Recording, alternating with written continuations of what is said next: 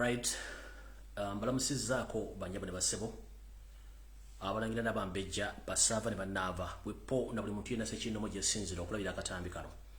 kansubire nti muli bulungi mugye baleke gye mutuusaako engali gye batawaanya bwepo nammwe abali mu mbeera etasanyusa nti mukama abakingirize musobole okubanga musuuka enjege eyo amannya nga bulijjo mugamanyi nze Rumbi Fred alamanyi nga chemical ali olunaku lwaku 3 ennaku z'omwezi ziri 6 ezaakawukana ku mwezi ogw'omusanvu omwaka 2022 kansubire nti muli bulungi nange ndi bulungi era nga bwe nti nza akawungezi kano kubanga twogera ensonga zino era ntumbudde saagala saategedde tegeeza munno atanategeera nti omukulu atumbudde omuseerereza akantu kano akafune bulungi nnyo asobole okubanga akawulira olwaleero nina information enyingi njala buwulire bulungi nnyo era nsaba buli muntu yenna akyalimu empeka emera ajja asembere katambi kano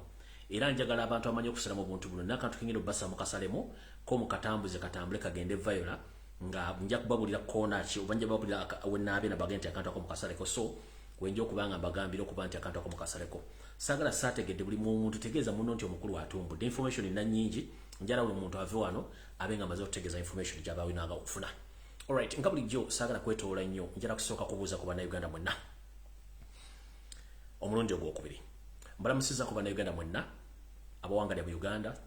abawangalya mu nsi z'amagulu meeru buli mugyasinzira okusinzira okulabira akatambi kano either okafuna maloboozi oba okafuna bifaananyi bitambula bituyita video mukyebaleko banyabo ne basebo buli mugyatuusako engalo abakosefu Allah abakingirize nammwe mwenna abali eyo abafunye birungi muyise engalo mu maaso mugambe nti mukama yebazibwe era bwetyo bwe tujja okuba nga tutambula sijja kwogera bingi era kati okusingira ddala njala kusooka kumala kubabuuzaako nga mbabuuzizaako ndyoke ngende mu maaso n'akatambi k'olwaleero nga bulijjo nga naatera okutandika nsooka obbagamba nti njala muntagingira abantu bano babeere ku vidiyo eno njagala Karoli Wasanya Charles Peter Mayiga Salonga Mulengejja abeere katambi ka leero njagala abakungu b'Emmengo mwenna baminisita n'abakiise mu lukiiko lw'Emmengo mbeere ku vidiyo eno abalangira n'abambejja basaabale bannaava mbeere ku vidiyo eno njagala bwe kiba kisoboka ng'abalangira ab'engoma nabo mbagala ku vidiyo eno n'abambejja Yoseiti bahabula tabasala mutano wakalekeza ensi yaleta muzezide ensanga bisibe lukwata senior nkwetaaga ku vidiyo eno neetaagako Muhoozi Kanyerogabo Muhoozi Laaga Muhoozi lukwata si junior nkwetaaga ku vidiyo eno yenna ali okumpi ne Janet Kembabazi Mama Assassini naawe nkwetaaga ku vidiyo eno oba wooli mutereke essimu abe kuba mmanyi ali mu galaja yena Samu yaweereza omukanika naawe Janet nkwetaaga ku vidiyo eno njala obeereko njala bona baminisita ba Uganda babeere ku vidiyo ne ba MP babeere ku vidiyo zino kubanga abantu batandise okwebuuza amagezi twetaaga abantu bateekemoko ku magezi agategeera njagala TV ne radio stations zonna ziri mu Uganda zibeere katambi kano kuba saagala muntu ataategedde saawulidde ekisinga okutta bannayuganda mu Uganda bwe tutafuna information ekyo bakikola kagendere ng'omukadde akogga nti bwe bamume information muno ogifuna bo bayisewo byabwe kati saagala nnyo omuntu agenda babuzaabuza kuno nga nze wendi ekyo nakyema. Alright, kati awo sijja kulwawo nnyo ndowooza njala tandika ne information eyaleero era information eyaleero njagala ebeere nga buli omu agenda gifuna bulungi nnyo era tugende mu maaso nga bulijjo kansubire nti buli muntu yenna yeetaagisa maze mutaaginga tugende mu maaso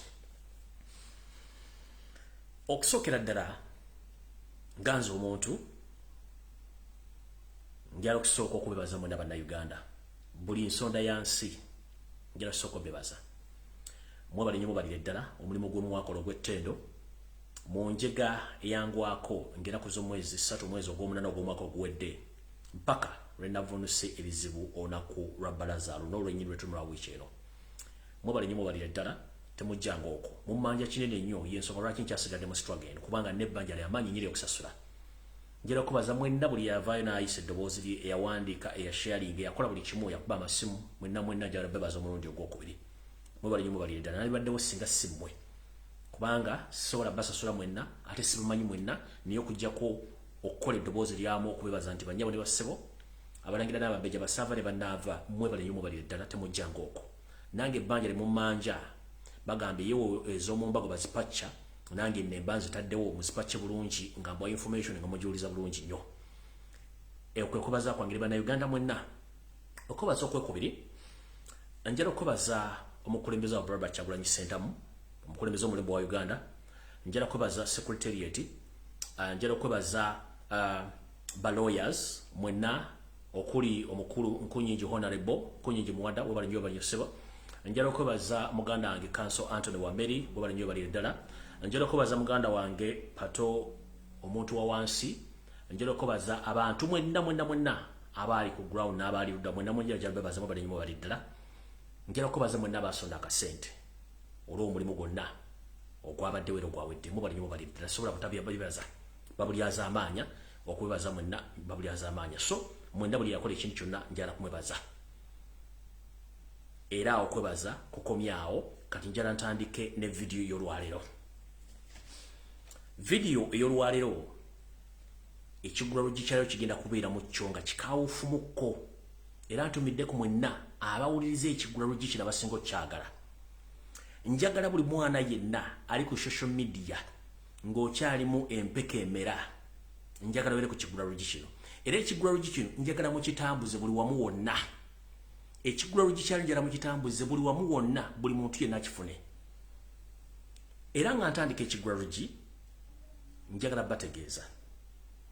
nti ekyobulabe ekisinga okuba eky'amaanyi mu nsi yonna bwe butakozesa bwongo obwo na kwesiga mutima gwo. Nkiddamu, obukintu ekikyasinza okubeera ekyobulabe mu nsi yonna bwe butakozesa bwongo bwo na mu mwago Katonda guyako okweyogerera, ekyabulabe ky'amaanyi nnyo. Era kati ntandise ekigulalo gikyaleero, mbatumiddeko mwenda banyumira akanyumiro k'ekigulalo gi, era njala tandika n'ekigulalo gikyaleero era nga kigenda tambulira ku mulamwa okugamba nti eyatya okwogerwako n'okutiisibwatiisibwa yasigala mu nda ya nnyina, sinakindi mu ntumbwe za kitaawe. Gwe yenna Munnayuganda, omwana ow'obulenzi n'omwana ow'obuwala, ng'oli Munnayuganda oba ovudde mu kitundu ky'eggwanga, tetujja kufaayo. Eyatya okwogerwako yasigala mu nda ya nnyina oba yasigala mu ntumbwe za kitaawe, njogera ntya era kino kitegeeza ntya? Njagala bbawaako ekyokulabirako ekitono gye muvudde katono. Mu ggwanga lyattu Uganda eritonya buli kimu Katonda kye yaliteekamu, lyajja nefuna enjega y'abatamanya ngamba gye baafutuka naffe tetwamanya okujja oddimaamira. Mu kyo baamaamira eggwanga n'abantu babamaamire tebaagala boogere, okwogera baagala kubajjako. Wosanga buli muntu najja n'akumanya n'alaga nti oyogera lwaki oyogera ngaani, njagala bagamba nga ntandika ekigulalo gikino. Bw'obanga ozaalibwa mu Uganda era ng'oli Munnayuganda, oli wa ddembe okwogera ku nsonga y'ebyobufuzi nga tewali akubye ku mukono, kubanga ekyo kikuwe mu ssemateeka ng'omuntu. Bw'obanga oyogera ku nsonga za Buganda tekikwetagisa kubanga oli Muganda, obanga owangaalira mu Uganda, nedda eryo ddembe lyo lyabwe bange. Tewaba muntu yenna akubuzaabuza ku nsonga yonna. Ye Yoseriti Bahabura otabasale mutano wa Kalinyi Nsereta Mzezede Sanga bisibe lukwata Jim Siria kiyasinga okuteekako essira, kutiisa, kutta, kuwamba na kugaana bantu kwogera. Bw'omala okusoma ideology ya Museveni then ekikuzzaayo okulaba nti mutandise okuba nti mutiisibwatiisibwa. Mwenna abaana ab'obuwala n'abaana ab'obulenzi bali ku social media naddala ku TikTok, Facebook n'emikutu emirala, njala bba obubaka buno. Teba muntu n'omu ajja mu inbox yo n'akwepaakirako mbu akutiisatiisa okwogera ku nsonga za Ssaabasajja Kabaka Magulu Nnyondolo ali mwenda Mutebi w'okubiri, Ssaabasajja Kabaka wa Buganda, Kabaka ayagala Bannayuganda bonna nga tayawuddeemu wajova. Teba muntu n'omu addamu kutiisatiisa ku nsonga ezikwatagana ku Ssaabasajja Kabaka, Kabaka wa Buganda, weppona ensonga za Buganda. Kubanga Buganda bagisiisiddemu si Baganda bokka. Kuliko buli kika kya muntu ekiwangalya mu Uganda kisidde mu Buganda.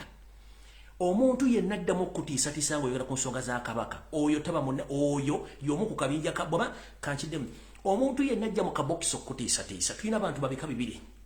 Ekisooka, tulina akabinja k'Abanyarwanda akajja okusanya Bannayuganda nga kamanyi ennimi zaffe, kamanyi obulombolombo, kamanyi buli kimu, naye nga beetuma n'amannya gaffe. Akakabinja weekali kakolera in the disguise. Waliwo akabinja akalala ko nga kakola direct katulaga nti katwagala kaagala tuveewo. Kati njala okuga ebintu bibiri. Omuntu ajja mu kabokisi ko kugenda ku nsonga za Buganda, either Munyarwanda nga yeefuula Munnayuganda ng'akutiisatiisa ove ku mission yaabwe ey'okubalabisa baleme kusaanya Bwakabaka na kusaanyawo Kabaka wa Buganda, oba nga y'omu ku bakozi ba State House be tuyita state agents abali ku social media. Ebintu bibiri bya njawulo. ne omuntu banga tasobola kuvaayo ku defendinga kye bakola Kabaka ng'akyogera mu luhangulukufu tageza najja mu kabox ko kutiisatiisa kubanga tukoyo kutiisibwatiisibwa. Akamanyiiro akasumagize ye yalida bannaffe aba National Robbers Movement kemaluyisi ku media. Muyina TV stations, muyina radio stations, muyina ba bloggers. Mubaleke bo bakola omulimu gwa batuma naye temugenda ku platform z'abaana nga batiisatiisa. Buli munna Uganda alina right okwogera ku nsonga y'obufuzi, ku nsonga y'Obwakabaka obuli mu kitundu ky'abayagadde. Kuno okulabula okusembayo temuddamu okutiisatiisa baana nga bali ku social media. Abaana bavudde ku TikTok ne batandika okwogera ku nsonga ezikwatagana n'obulamu bwa Ssaabasajja Kabaka. Abampembe abatamanya ngamba bavudde batandika okuyingira obubox bw'abaana n'okukola video ezibatiisatiisa. Kati maama njala kugamba nze gwola bakama kwogera lumbuye. Natuuka n'okwawukana ne famire yange ne mbagamba tulisinkana nga tuyingidde mu Uganda empya. Nina okutaasa Uganda, nina okutaasa Obuganda. Era ne njawukana ne bafamire members abamu. Up now we don't talk. Nayawukana n'abologana abukana b'emikwano lwa nsonga za Buganda na Uganda. Lumbuye tiisiddwa. Nkubiddwa emiggo. Nyingiddeko ne mu kkomera paka omusango lwe gwawedde. Lwa nsonga za Uganda na Buganda. Kati omuntu akutiisatiisa mulabe kyamulinga Salyambwa lya Nsenke. Nze sikyayinza kutya kubanga nkimanyi. Ne bw'onoowangala ng'enfudu era ojja kumaliriza ng'ogenze mu nnya ku mukagenda nga bakuziise. Ye kye baakola kwagala kutiisatiisa abantu ku lubutayogera ku nsonga. Bw'obanga waliwo ensonga lwaki abantu bakkiriza gyogerako kati ntandise.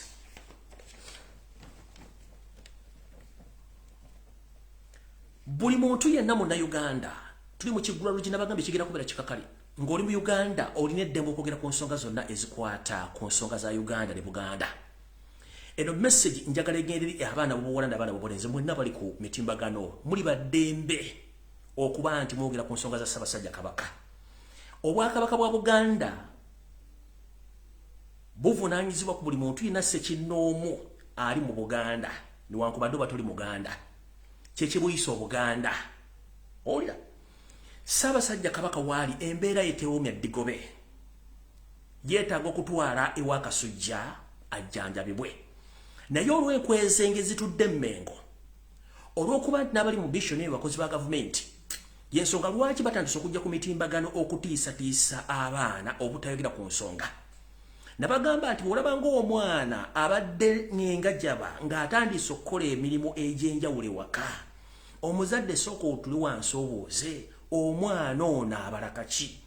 Muskoweri erimu bwe lityo bwe mulaba nga Charles Peter Mayiga Kaloli Wassaanyaga Mulengejja atandise okwefuula bize nnyo mu bintu ebitakwatagana ku bintu biyamba bulamu bwa Ssaabasajja Kabaka, kitegeeza waliwo ekigenda maaso mu ggwanga ekitereke obulungi. Njagala bategeeza nti Yoseeri n'abampembe abali Emmengo tebaagala kintu kye bayita challenging oba okubabuuza ebibuuzo. Bo balowooza nti okusirisa omuntu ky'ekikulu kya byonna. Era abantu bangi bannamawulire abavudde okwogera ku nsonga za Kabaka bakubedde ku TV ne ku radio stations nga bagezaako okwogera ensonga zino. Kiri mu ssemateeka wa Uganda buli muntu yenna okuvaayo busimbaalaala obw'emmuli bulimu kuvaayo busimbaalaala oba kuvaayo busimbaalaala ng'ekitoogo kubanga obw'emmuli bulimu amakoona oyogere ku nsonga zino. Naye bw'olaba omuntu atandise okukuba ku nsolobotto oleme kwogera, kitegeeza nti waliwo kye bakweka. Mu nsi gye tulimu tetukyagala kweka kintu kyonna, twagala ebintu byogere mazima era buli muntu ategeere. Omuntu yenna agaana omuntu okwogera ku nsonga za Kabaka nga yetakuwadde ensonga lwaki ozoogerako ng'ate akimanyi nti Ssaabasajja Kabaka yatugamba nti buli omulembe gw'abavubuka tugukolerere era tulwanirize Obuganda, kiba kitegeeza nti yatuwa obuyinza okwogera ku buli nsonga zonna n'omukuuma. Ssaabasajja Kabaka aggumira bantu kituyite okumukuyingiriza. Yensonga lwaki nabo batuyise ku birthday run, nabo batuyise ku mazaalibwa, nabo batuyise ku mazaalibwa ge, nabo batuyise ku matikkira oba mu kivulu kyonna tugenda okumukingiriza. Kati baba tuyita omukingiriza ate lwaki bw'afuna enkenyera tetusobola kwogera ku nkenyera ezo ne mutukuba ku nsolobotto. Kati bannyabo ne basse mwena bali ku media tebayo omuntu n'omu akulimba akutiisatiisa ng'ogenda kwogera ku nsonga ezikwata ku Kabaka kubanga ebintu bino byonna biteeketeeke. Baagala kutandika tuudisa kuteekateeka abantu bonna musirike Ssaabasajja Kabaka agenda okuseerera kitutayagala nga tewali muntu yenna asobola kwogera ng'amaze obatiisatiisa ekitasoboka. Omuntu yenna addamu okutiisatiisa apu yo erina kye tuyita block. Osobola okuvaayo n'omwogerako live n'omwogera amannya ge ani akutiisatiisa. kuba kino tukirabye nti abantu bennyini abatulowooza nti bali mu struggle oba baagala n'enkyukakyuka ate bajja mu box bw'abaana bagamba banaye muve ku nsonga za Buganda muve ku wakimuvumirira gavumenti ninga bali mu struggle kati baana bawala batandise no bagamba nti sikati wakimwogera ku nsonga za Kabaka ate nga musubira okudde waka mulowooza munayita ku kisaawe kambabuulire kye bayita okutya bwe bulwadde obukyasinza okubeera obuzibu nnyo mu nsi teba muntu akutiisatiisa kubanga buli wamu osobola okufiirayo osobola okufa nga webase osobola okufa nga oli mu motoka osobola okufa akisidenti osobola okufiira mu nnyonyi basobola okuwa obutono obufa kati okufa tetusobola kwewala naye ofudde otya ofudde oli mu kwegadanga ofudde oli mu kunywa mwenge ofudde oli mu kwana ofudde oli mu kulya mmere oba ofudde olwanirira ggwanga lyo kyekikulu kya byonna ensi zino ffenna ze tuli muziriko abaziira omusaayi balwana bayogera bagenda makoti bakola buli kimu era bafuna okusoomozi w'okwenjawulo kati kwe tuba tufeesinga ffenna teba muntu addamu okutiisatiisa ngenze mu maaso gyali ku kiggula luggi gwe ngoyagala okukakasa nti abantu bano balina ekigendero ekikusike ku Sande olunaku nga lutuuka enkuyanja n'enkuyanja y'abantu ne bajja okukingiriza omutanda Ssaabasajja Kabaka Ronald Muwenda Mutebi II munnange ebintu byonna ebisigadde mwabirabye nga bwe nabyogeddeko nenjagala kwebuuza abakungu abiyita ab'Emmengo kiki ekitandise okwetooza Ssaabasajja Kabaka abantu abatamukkiriza na kamera mutuukako era kuva ddi Ssaabasajja Kabaka nga waliwo amwogerera Kabaka si muzimu Kabaka si lubaale Kabaka yeeyogerera ensonga zindagenda kulinnya ku mutwe gwa muntu akamanyiiro akasumagiza yalira mayiga lekerawo akamanyiiro katugenze kulera okukombeso wanye tugenze maaso Yoseri tibaburo tabasira mutano wakale kyensera mbezezire ne Charles Peter Mayiga wasanyaga mulenge je nabaye abali manga abali Mmengo njagala babuuza ebibuuzo bino ne mulekerawo okusirwaza bana Uganda kubanga bana Uganda babuuza ekibuuzo baagala kutegeera omulanga gwavudde mbantu ba Kabaka ngomula nti embeera mbi ne babuuza twagala kumanya Ssaabasajja Kabaka yabaaki era twagala Ssaabasajja Kabaka atwaliwe wakasujja jjanjabiwe njala kugamba mwana wa kitange bw'olaba TV mu Uganda tekuli TV n'emu yavudde ku discussinga ddoboozi ly'abantu bye balebe ku social media kiki ekiba kigenda mu maaso essaawa zino ku TV ne radio station bali mu kwogera ku video za musajja oli omusegu alina ensimbi sime musajja mugagga bali mu kwogera kana akasajja akanyalwanda akalaza obuntu bwako bali mu kwogera kali akawala simanya akakoze katya bali mu kwogera ku nsonga ezitagatta naye ng'ensonga z'omuntu asobola okubina nayogera ekigambo nti bannayuganda bane mu kakane baganye zitunda kikudaaluddawa nti media yonna mu Uganda Museveni yagisasula obutogera ku nsonga za Ssaabasajja Kabaka wadde ozidiscussingako ngenda basomera ebintu bino wammanga tukimanyi bulungi nnyo nti Yoseri tibahabula otabasere mutanda wakale bw'aba anatta omuntu asooka kwetooloola n'amala okufunza lw'omu n'akuteekawo eriyo abasajja n'abakazi abaabulwa empeka emera wadde otugezi otumu batambula babuuse babungeese ŋŋamba oti bannange mwaboogera ku nsonga za Kabaka n'obulwadde bwa Kabaka muli balangira muli bambejja muli basaava n'owuliriza ekibuuzo munnange n'omuntu ne gukuluma munnange abo bonna bakozi ba gavumenti tebamalira budde njala kubuuza ekibuuzo kimu Yoseri bw'abanga anatta omuntu asooka ku intimidating family na public ngenda bwa byokulabirako oli bw'ava n'agamba nti timwogera ku nsonga za Kabaka Kabaka alina abaana nga teboogera tukimanyi lunye nti n'okutta Sir Edward Muteesa basooka ku intimidating family tukimanyi okutta abantu bonna badde baze bafa basooka ku intimidating family kati Ssaabasajja Kabaka mu mbeera gy'alimu bw'obanga towulirangayo mu mbejja yenna ayogera mulangira yenna ayogera nga ne gwe tuyita Nnaabagereka ne tasobola kwogera kitegeeza ki waliwo kye basirikidde ekikusike Mayiga yennyini ku mbeera yabadde otasobola dde okuvayo kuwa commentary yatandise genda kulambula masazi gye bamukoledde ekyejjo bwe kyengendo bategeeza wano kitegeeza waliwo ekintu ekikyamu kati saagala bakubuzebuze musimanya abalangira n'abambejja simanya abaana ba Kabaka be balina okwogera tebakulya ssente olina right okwogera ku nsonga za Kabaka kubanga tikimwe Museveni asooka mu famire mwennyini n'agikwata ebituuliro n'esirika n'etasobola kwogera Ssaabasajja Kabaka ali mu buwambe ate Ssaabasajja Kabaka mulwadde mugi yeetaaga essaala era yeetaaga amaanyi ogateeka ku gavumenti bamukkirize agende afune obujjanjabi era balekerawo batiisatiisa ku nsonga ezikwatagana ku nsi yamwe n'Obwakabaka kubanga bo bakimanyi nti bw'osirisa bannayuganda oba okikoze njagala bo byokulabirako bino byonna wansi ku bantu ababaze bafa mu ngeri etategerekeka famire zaabwe zikomekkerezedda zitya era zaali zivuddeyo kwogera ki ntandise tugenze ow'omulongo Jero Kasirye eggwanga bwe yafa famire baagisalako yonna ne bagana buli muntu okwogera ekigambo n'ekimu n'okutuusa kati teri yali abakufu teri yavaayo kuleka kigambo kyalaga nti Kasirye eggwanga yafa kintu kino ne mu ntaana ffe tukimanyi taliimu teri famire yakkirizibwa kwogera ku kintu ekyo tugenze ku mugenzi Sheikh Nuhu Muzata batte yenfa yembasoka mu family ne bagizingako tugenze ku mugenzi Yakobo Olanya bya recently wano kimwakiraba tugenze kuleta Archbishop Kizito Lwanga basoka ne badisorganizinga family ne bajwa omusimbi ompane omukadde abenkana mu bagati tujjazia twetaga kumanya nti Archbishop yafudde ki tugenze ku mugenzi Anas Kalisa family bagizingako ne bagana okwogera kintu nekimu tugenze ku mugenzi Nobo Mayombe bakole kintu kikimu tugenze ku mugenzi tugenze ku saba Archbishop wa Orthodox Rwanda bakole kintu kikimu tugenze ku mugenzi Nyakayirimba bakole kintu kikimu tugenze ku mugenzi Serena Nabanda awali akavuyo kulira Kombeso 1 tugenze ku mugenzi James Kazini wepo ne father recorder eyakafa recently bowuli ebigambo bino kikuza luddawa kati omuntu yenna kugana okwogera ku nsonga za Ssaabasajja Kabaka n'obulamu bwe kitegeeza nti oyo ali mu nteekateeka eri eteekateeka bannayuganda n'obbagana okwogera ku nsonga ezo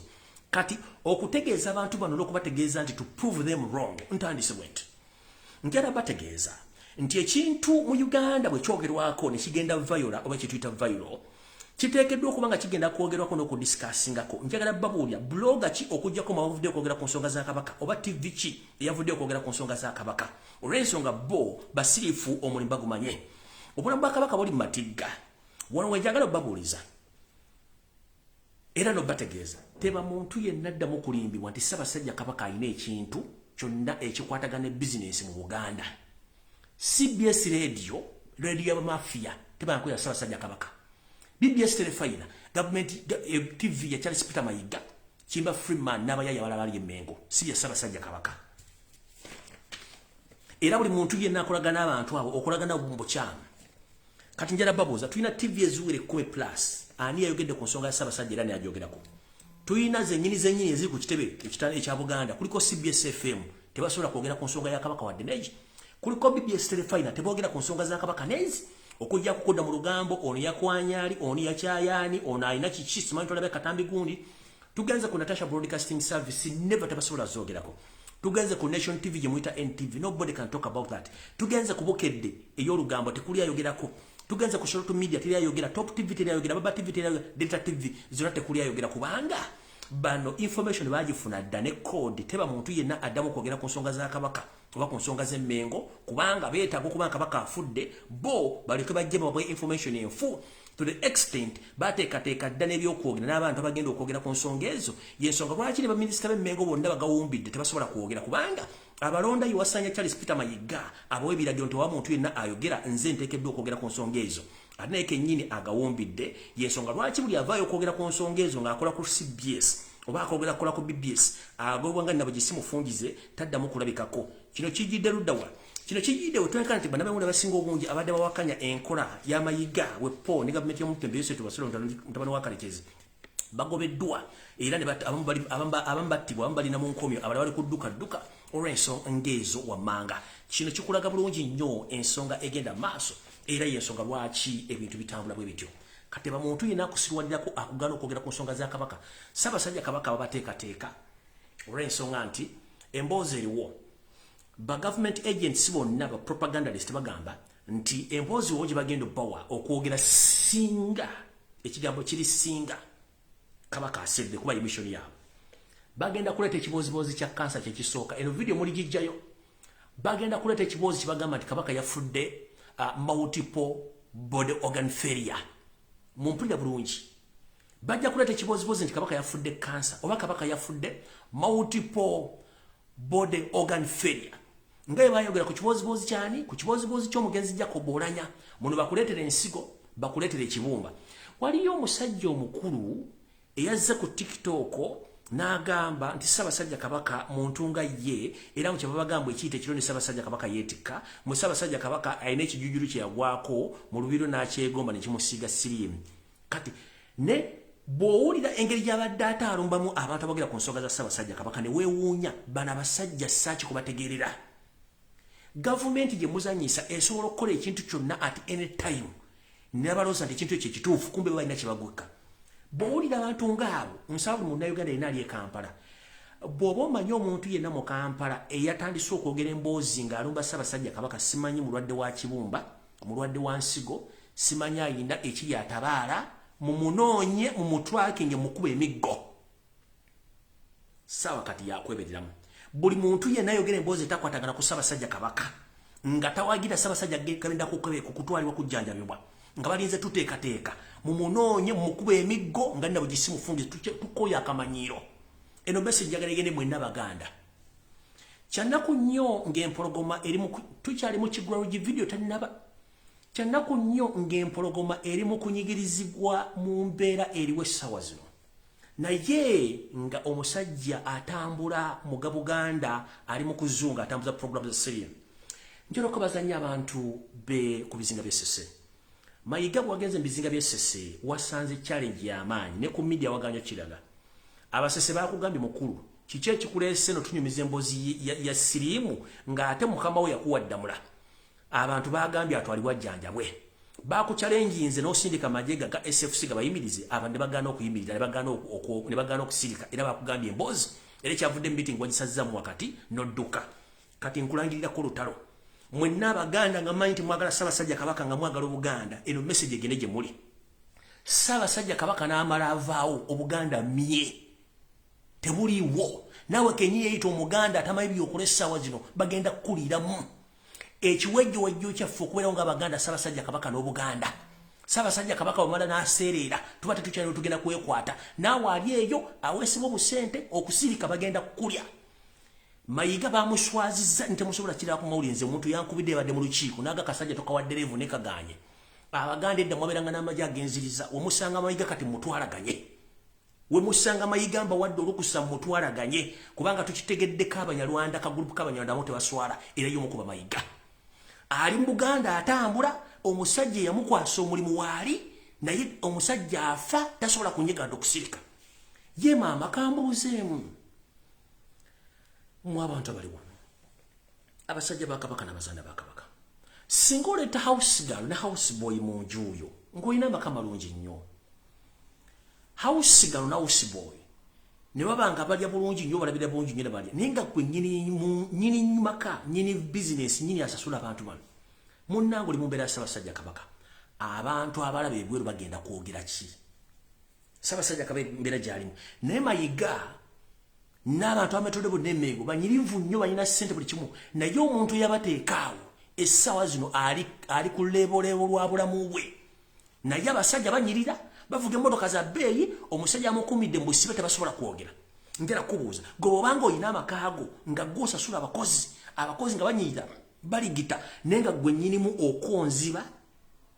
osiiwuuse oggwawo olowooza abooluganda bakona b'emikwano oba n'abalabi baneyimba bagenda kubuuza kibuuzo kiki ekyatuuka ku nannyini maka era bajja kubuuza abakozi kiki kye mwakola mukama wammwe kyekibuuzo nakati abantu kibabuuza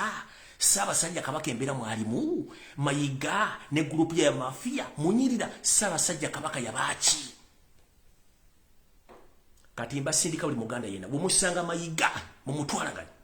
bakatikkira bakola ebikola byomuni Mayiga byakola bakubibwa bakinyizibwa nawo mutabamanyi gye balaje nakati gye balina ebika byetamanyi biri kati mbategeeza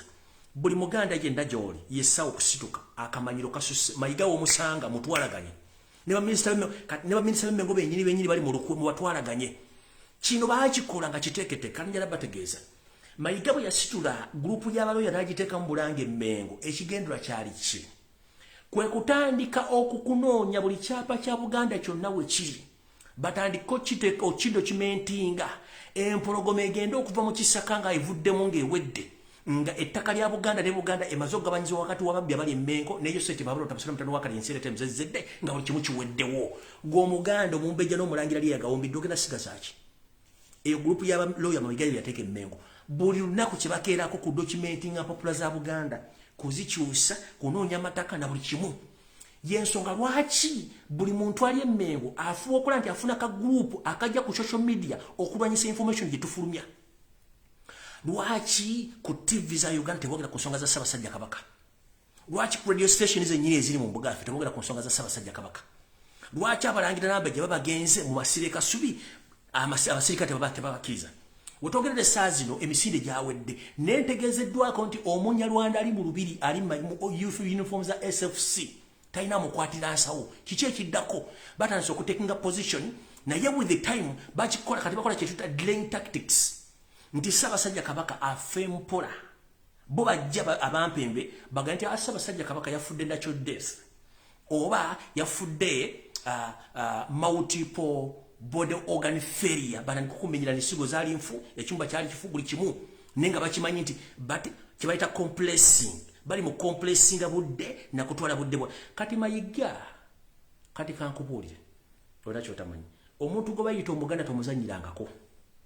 nawe mukama oyo sete bahabula tabasiro mikabaka omuntu go bayita omuganda muzanyi mulabanga omusiro atudde atalaba babalaba. I can confirm to you all Ugandans, mostly Baganda. His Majesty, the Kabaka of Uganda, Ronald Mwenda Mutebi II, he was poisoned by Yoseti Bahabula Tabasirwa, the son of Karekidadi Museveni, plus his agent in Mengo, Mayiga, and his group. Let nobody lie to you that Kabaka is suffering from cancer or multiple body organ failures. No. His Majesty was poisoned. That's why they don't want him to go abroad to seek for further medication.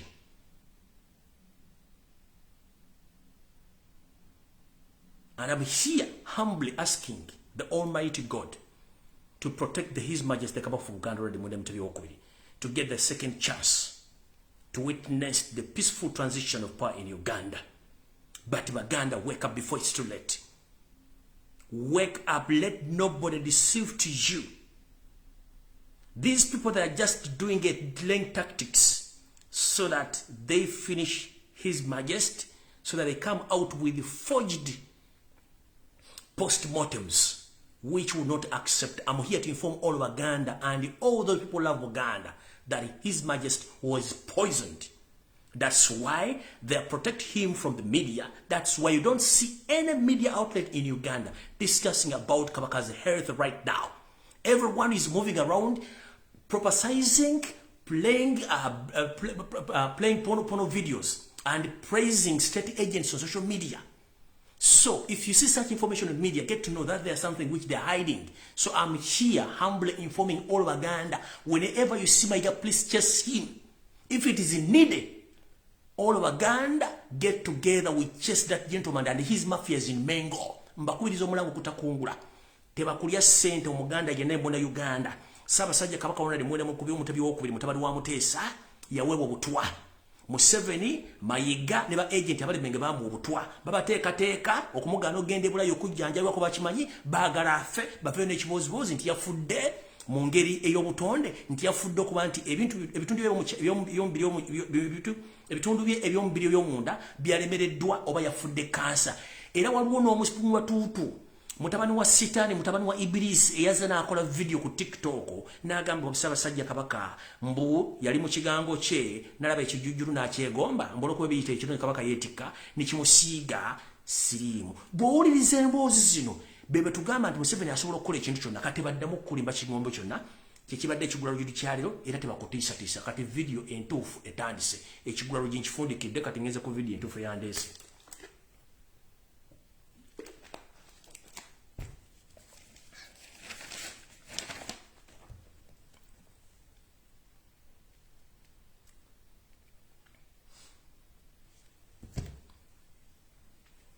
Alright.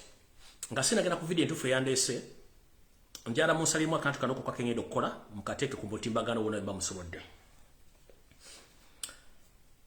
Ekisokera ddala kanseke mpeso wakabulo mwenda bana Uganda jala bategeeza nti okusaba kwa mmwe kwe mbadde mulindirira okusaba ekituufu kwawedde. Omusango oba emisango egyanvunaanibwa gyonna Allah yansobozesezza ng'ayita mu balamuzi n'essala zammwe okuba nti emisango gyanzigiddwako era sina musango gonna gunvunaanibwa. Mwe bali nnyo mubalire ddala yensonga lwaki kati ndi free okwogera n'okukola buli kimu. Naye nga mumanyi baga nti bw'obanga okyali mu nju mw'oli ate totola byama ebyama byo bisirikira n'obireka. Yensonga lwaki ebimu mwagala okukola nyinza okusobola bibagamba olw'ensonga nti nkyali wano ate nga sisobola kukola kintu kirala kudda ku kisinga ku ekyo olw'ensonga mwandiyagadde okuli ebisingawo naye sijja kubyogera wano okujjako baga nti omusango naguwangudde sina musango nagunvunaanibwa kati olw'ensonga omulamuzi yagenza osanga emisango gyonna gyali tegina buki kwegisinziira. Musango gyali misango 5 nabaganja jogera nga mazo okusetula ebigero okuva nenga mukimanye nti sina musango jina janzijiddwako. Njala twala obuvunanyizibwa okukola statement eno mu luzungu nga nebaza ebitongole wammanga bino mbikole mu luzungu dere mukasale mukansindikire kagende ku international level era abantu mwakubiranga masimu ku embassy zenjawulo za Butuluki ne gye mwasinga mu sitikika video kano. All right. And by names of Rombie Fred, a Ugandan who is based in Turkey. Previously I had cases, which on Monday, I won those cases. And I would like to take my sincere thanks to the President of the Republic of Turkey, Mr. Recep Tayyip Erdogan, the judicial system of Turkey, and the Koja Eli Guchidale Semudulugu. Thank you very much for the protection. Thank you very much for each and everything. I'm very happy to the extent that the court found out that I was very innocent about the cases which were open against me. Thank you very much. May God bless Turkey and may God bless all the people of Turkey. And I would like to thank all my lawyers, both here and our way back in Africa, and all my friends across the world. Thank you for being around with me, but mostly, I would like to thank again the President of the Republic of Turkey, Mr. Recep Tayyip Erdogan, the judicial system of Turkish government, the migration department of Koja Eli province, that is Koja Eli Kuchidalese Mudurugu. Thank you very much. May Allah bless all the Turkish people around the world. Thank you very much. Chokta Shakuli, all Turkish people. Mobali dala. Akenjagala monsaliremu mukatambuze ensi yonna kati video njitandise. Ebisinga obungi omanyi empaka ezisinga obungi abantu babeera n'empaka nyingi. Gamba bagambye ati sijja kwogera bintu bino naye amawulire ge Uganda gali gagala okumanya criminal charges zange ne criminal forms just kumulisa ziri page 2 paper zibiri sija kingenda balagako kyamaanyi nnyo. Ezo ndizibalaga nga tungide mu nsepe njagadde balagako nti ekikutta obudde oba ekintu kyonna ekyokya okiwa obudde ne kiwola no kirinda gye buddako. Mwenda abayogera nabagamba sirina musango gye muli era sibavunaana kubanga eyo ndowooza yammwe. That is the reasoning capacity. So I don't blame any Ugandan kuchiche mwayogera. No. You have all rights, but I had to get some time to reply to you. But as we speak right now, I'm still here. I can't reply to you. Just apart from saying that, please stay where you are and stay calm. I'll address the public when time comes. Njakade bategeza. Mbalaze, charge sheet zange. Nziba mulisiza kumulisa. Nabiki n'emisango nali nagitaddewo ne okusinzira ku advice mapande sijja jogera ninga buli kimu kyabadde kiri okay omusango naguwangudde kinjalo bagamba sote muri mu mutwe nze wendi ebisigadde katonda agenda kumkulembera na buli kimu kitambule kigende maaso kali kantandike na information egenze maaso nga buyandese ngera bwana bagambye nti ebintu ebigenda maaso mu Buganda byenyamiza era nga tewali muntu asobola byogerako wetwogerere sawa zino kantandike ndo kembo information inveyo wano Lulinda bagamba nti ekiri ebusujja eri abenge kitokota sekisandike wetwogero lwaleero akabinja kano kagenze ne kasanyawo embuga yakasujja ebusujja era ngekumiddwako omuliro abantu bano bakunganira basamirira era nga abantu bano kitegerekise nti oba message egamba nti busujja bamwokeza omuliro yenna asanyewo era nga bakoze ekikolwa kino bebeeyita bazzukulu bakasujja era abakulira embuga y'obusujja olwekuba nti meeting yatula gye buvudde katono yabisa okuba abantu bano tebakola obuvuyo okusanya obwakabaka bwa Buganda n'ebigendera eby'ebituufu ng'abantu bano bakulembeddwamu eyita Katikkiro Katuluba Buno Sebunya Bwepo ne Gwojoronga n'embega wa Museveni wa Iso gwe bayita Andrew Kakande Kabaalu bano bebali emabega w'emivuyo gino wepo bantegezeddwako nti n'omusajja gwe bayita Jeno Erika Yanja naye mwali mu nsonga zino kati kano ke ka video akavudde essaawa zino ebusujja eno yembeera eri ebusujja essaawa zino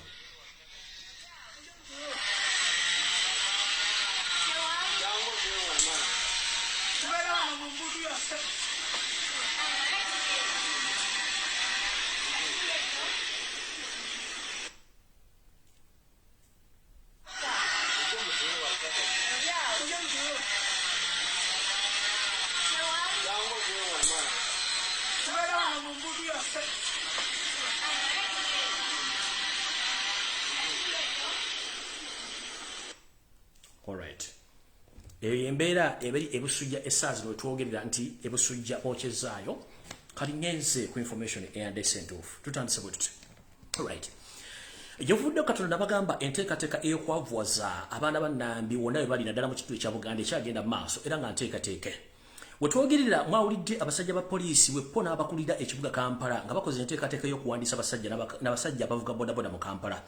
Era oli yavudde n'agamba nti bodaboda mu Kampala ziri akakadde kamu naye basobodde okuwandiisaako 4,000. Ne tubuuze batawandiisizza bagenda kuba bakolera luddawa era kyekigenda okuddako. Kati nno sirikande kuviire ku ntono.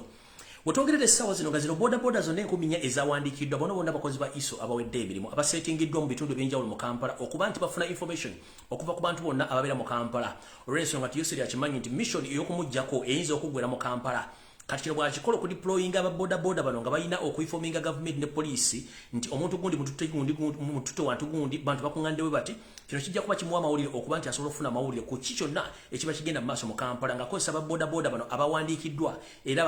abaweereddwa ne kaadi ezibawogerako okuba nti basobola okutambuza amawulire ogatuusa mu state ng'obudde bukyali. Nje tutegeeza bannayuganda mwenna nti buno eno embeera nteekateeke nabagamba bodaboda ozijja mu Kampala gwe mulimu gubaliko kubanga that is an informal sector. Nti omuntu yenna eyasoma n'ataasoma asobola okufuna obukadde 6 n'afuna boda wepone eyolero musimbi bino Museveni tabyagala ensonga nti agezezaako bavuwaza so nga ate aswa musaano ku mazzi. Akimanyi bulungi nnyo nti omulimu guno gulimu ebitundu 75 Baganda abasigadde bantu abava mu bitundu ebirala by'eggwanga ne bagenda bakola omulimu guno gwa bodaboda. Kati kimukalubiriza nnyo Omuganda eyatunda ettaka n'asigala ng'ataaguze boda akyafunamu ssente ataagula ettaka. Museveni kimuli obwongo n'okuba nti akimanyi nti ababoda bano bo tebabeera na sayidi gye kigenda gye kiyiika bwe gye bagoberera. Kati akimanyi nti ababoda bano enamba esinga obungi basajja Baganda. Ekyokubiri baagala nnyo enkyukakyuka. Kati alina okubateekamu zizinga abagobe sina kindi zibafiiririre n'amataka ge baatunda ku bijja by'obwajjajjaabwe nako babanerenda bagatwale. So noke kakodyo akali mu kujjawo bodaboda mu Kampala kuzirekawo zino 4,000 byonna bagenda kubeera bakozi ba ISO kuluza bodaboda naye nga mbega awedde emirimu. Mu kkoeri erimu ntegezeddwako nti okuva akatale ka Owino ke tuyita ssente bali ku ddembe omusajja mukulu Nkajja Godfrey Kayongo bwe yagobebwamu baleetamu omukyala Omunyarwanda afuuse Kagumba weegoge mu katale ka Owino.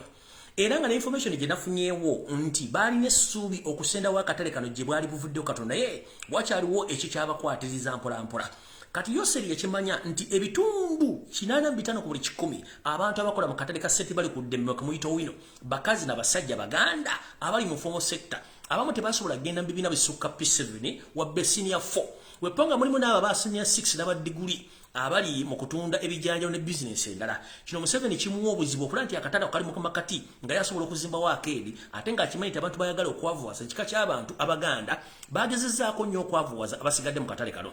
Kyava basindikamu mukazi Omunyarwanda essaawa zino ali mu kucunya buli muntu yenna eyasangibwamu n'omudaala ng'emidaala bagirinnyisa ensimbi n'okera ku makyanga omudaala bagugabye sina kindi okukwata okukusibwa n'okukasukala ebintu n'obekasuka ebweru n'osigala ng'omudaala bagututte. Kino ekigendwa kyakutandika kuleeta bakazi n'abasajja banyala olutandika okulya mu katale kano nga bo bannannyini katale abaakasondera ensimbi n'amakayiwawo omusaayi bo bagenda kufulumizibwa akatale kano. Omukyalo no mwamuwulirako ebigambo ayogera bingi alina obuyinza bungi nnyo okuba nti mukuchunya bannayuganda abakolera mu katale kano talina mukwatira nsimbi olw'okuba nti essimu agikuba butereevu netuka ku poliisi netuka mu state house mamu biragiro biki ebyokukola nga niwo okuchunya nawo okujjamu yensonga lwaki omukyalo ono yeefudde ekizibu. Entabo yava okuva lwe bajja musajja Omuganda Nkajja Kayongo yali akoledde akatale kano okumala emyaka emiyitirivu ennyo era nga y'omu ku baakola enteekateeka ekazimba okatuusawo mukalaba naye omwami ono yakunkuma omukono mu kirya sina kindi n'abinyiika olw'ensonga waliwo enteekateeka namutaika y'okumujja mu bulamu bwe kati simanyi musajja wattu gyagawumbiridde yennyini gye yeekwese olw'ensonga nti yadduka kibabu baali bagenda mutta kobbo katuleeta Omunyarwanda ono asobole okuchunya Abaganda bano basobole okufuna okutegeera obulungi. Alright, wano ngenze maaso. Eno musajja mukulu wasanya Kaloli Charles Peter Mayiga Gamulengeje yagenza asalimbira nga agenda tambuza ekibozi kya siriimu kyembagambyeko bwe yatuuse mu bizinga by'essese yasanzeyo abasajja n'abakazi bakagubiiru abamugambye ssebo muno mwozungira nga atalina program munnange twagala kugamba abantu batuwadde siri n'otugamba nti Ssaabasajja Kabaka yeetaaga kutwala kujjanja bwasirise ojja ozunga n'ebigambo bya siriimu feno tulina ebizibu byaffe bitumala mukulu zaayo obuwale bwo nga nina bugisimufungize omukulu ono kyamunyiiziza n'alira abasirikale be okuba nti bakyambuwa abavubuka n'abakyala abadde beesaza akajegere naye nga tekyamuyambye olw'ensonga omukulu ono kimanyikiddwa nti ye olwokuba nti alina bamalaya bangi ng'oggyeko omukyali w'owaka abamukubira essimu nga nti bebe ndi mulwadde n'asindika akakadde sina kindalagira abasaba specialized bagende okujjanjaba malaya be beyeeganzika naye ng'omuntu yamuwa omulimu okusinziira mu ofiisi omwakolebwa malaya tasobola dde omwogerako wadde omwogera ku social media n'agawumbira n'atanga kugenda ku programu ez'okukola kimbu asomesa abantu siriimu kati nno baali bamukubiddeyo mu bizinga by'essese era kyekyamuziza nga nabo gisimufungize mayiga ogenda kusanga ekizibu mu nsi muno kyotajja kusobola kumalako nakyo njala kubuuza era abaganda mwenna abali mu nsi nga mukyagawumbidde njala babuuza singa empologoma emala n'eseerera gwalina ettaka naawe yeefuula nti wagira Museveni ogenda disigaza nedda kubanga ekigendero kya Museveni bwe yayitibwa nti muganda bagenda kulya singa empologoma eseerera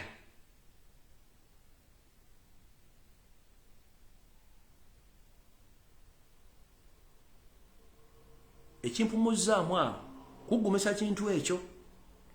singa empologoma eseerera buli eyeeyita omuganda oba ng'oli muganda bagenda kukulya mujjukire akabinja k'abanyarwanda bano kamanyikiddwa bulungi n'oba ng'oli munyarwanda nga toli mu kabinja ko bajja kukulya ne bwono bakolera emyaka emeka bagenda kukulya so gwaliyo nga gawumbidde ojja kitegeera bulungi nnyo nga bamaze okukulya mpozi kiba kyabulyaza amaanya obutamasomera mu miryango gino ekisijja genda mu details ne kamba basomera mu misango ejali y'envunane okumwali mwagalo gimanya egisigadde ndi basomera ngo budde butuuse emisango giri 5 bweddu kanji bayitemu katono nnyo emisango ogusooka ogwanvunaanwa gwali nti nteberezebwa okuba nti ndi wabulabe nnyo eri obulamu bw'abantu bawano nali nteberezebwa okuba nti ndi wabulabe nnyo eri ebyokwerinda by'abantu bawano egyo ebiri omusango gw'okubiri nateberezebwa okuba nti ndi mukulembeze oba mpagira ekibiina kyonna ekyabalumira mwoyo era nga nteberezebwa okuba nti nze omu ku bakulembeze oba abavujjirizi b'ensimbi era nga nteberezebwa okuba nti nkolagana ebibinja ebyo okwetoola ensi yonna nga nsinsidde wano era nga kitegeereza nti ndi wabulabe nnyo asobola okuba nti ntoloka okufuluma eggwanga lino oba okubula mu ngeri yonna ebeesoboka omusango ogusembayo bo kennyini bateebereza nti ndi wabulabe nnyo eri abantu ba wano era ndi wabulabe nnyo eri ebyobulamu bw'abantu ba wano wepo ndi wabulabe nnyo eri abantu bennyini abawano gy'emisango 5 gyali gyenziguddwako naye gyonna gyagenza okunzika nga tegyalimu nsa era ne baŋŋamba nejjeeredde ndi butaala gy'emisango egyo egyanvunaanibwa naye omusango gwasinga okundi ennyo gwe musango okuŋŋamba nti ndi lumira mwoyo era gwansuzanga seebase nakati nkyakirowoozaako naye bagamba nti ekifuula omusajja okubeera omusajja bwe buvumu n'okutegeera ekizibu ky'olimu n'omanya bw'okivvuunuka olw'okuba ndi nze nina katonda wange ne bajjajja bange bankulembera era ebizibu bino byagenda okugwawo tali mukkakkamu nnyo ng'asula wansi nti engeri gye siri mutemu gye siri kiri kino kyonna nali mukkakkamu nnyo era kyevula nti embeera bwe yatuukawo nasigala kintu kyekimu naye kyandyanga emisango gye baatikako nga sigimanyi naye nga bamanya nti bw'oba toli muzi wa misango era osigala nga omutima gwo mukkakkamu y'ensonga lwaki nakkakkana olw'ensonga nti nze mpuliriza nnyo ennyimba naye ennyimba ze mpuliriza ennyimba ez'eddiini ezikkakkanya waliwo akayimba ka muganda ngula kuba tutukwatagana byabufuzi bamuyita pasita bugembe bakayita yubu bw'owulira akayimba ako bakayita yubu kakukkakkanya bulungi nnyo n'omanyi engeri gy'oyinza okwandulinga mu situation mu mbeera ng'eno okitegeera nti yubu yali musajja wa kitiibwa era yalina obugagga bungi naye sitaani yajja n'amukemekkereza n'amutwalako ebintu byonna era sitaani n'ayita mukyala we n'amugamba nti yubu ebyobugagga byonna bigenze mukama katonda wabadde waki tovuma mukama katonda wo yubu yali musajja akkiriza era teyavuma katonda we kyeyakola yakkakkana bukakkanyi n'aleka mukama we katonda yamutonda akole wagamba nti kakkana mukama yayamba mukwano wummula toyombanga na muntu kakkana toyombanga na muntu bwonyiga webake oba yimba oluyimba oba fuwala obuwa naye kasita weteeka ku pressure n'obanga weetaddeko emitaafu ojja kukomekkereza ng'oyabise kayimba ako nkagoberera nnyo pakayita Yubu osobola okanonya owulira message erimu nti Yubu yali musajja mugagga wa kitiibwa nnyo ne sitaani yamutwalako ebintu byera n'awungeera naye mukyalo n'amugamba lwaki tovuma Katonda aleese ebintu bino byonna Yubu yamugamba nti sisobola era Yubu yakakkana bukakkanyi mpaka lwe yatuuka ku buwanguzi nanga akayimba ako kakozesa nnyo kawuliriza nti kakkana ye Mukama yayamba bw'onyiiga webake oba tambula ve waka yimba mw'oluyimba ebisigadde bikwase Katonda bw'oneereega ojja kugwa eddala mukitegedde bulungi nnyo so bw'oba tozzanga musango kakkana bulungi nnyo beera mugumiikiriza Katonda ajja kukulwanira entalo zo naye obanga omanyi nti wakola ekintu obeera ne greatness oba ekikulaga nti wazza omusango noba towazza musango obeera kaamu yensonga lwaki mbagamba nti bw'ofunanga ekizibu tosooka ku papa kakkana awo no nvuddewo ngenze ku information endala alright olunaku lwabadde lwa jjo meeting ebyokwerinda yatudde mu State House Nakasero waliwo nezaali ku Speak Resort mu Nyonyo meeting eno ng'ekigituuzizza ki ekigituuzizza kwe kusala entotto butya Museveni lwagenda okuddamu okulumba Congo ne muganda we Pirato ngero bategeeza mu ndaba na Uganda nti wakati wa Pirato ne Yoseti Bahulota abasere mutano wa Kalekizi bafiiriddwa abasirikale 225 mu katuubagiro akabadde Congo ng'amagye ga Congo n'amagye ga ECOWAS geesaza akajegere mu kiro mu meeting yatuula mu kibuga Kinshasa ngikulembeddwamu omukulembeze w'eggwanga lya Congo ne batuula ne bagamba nti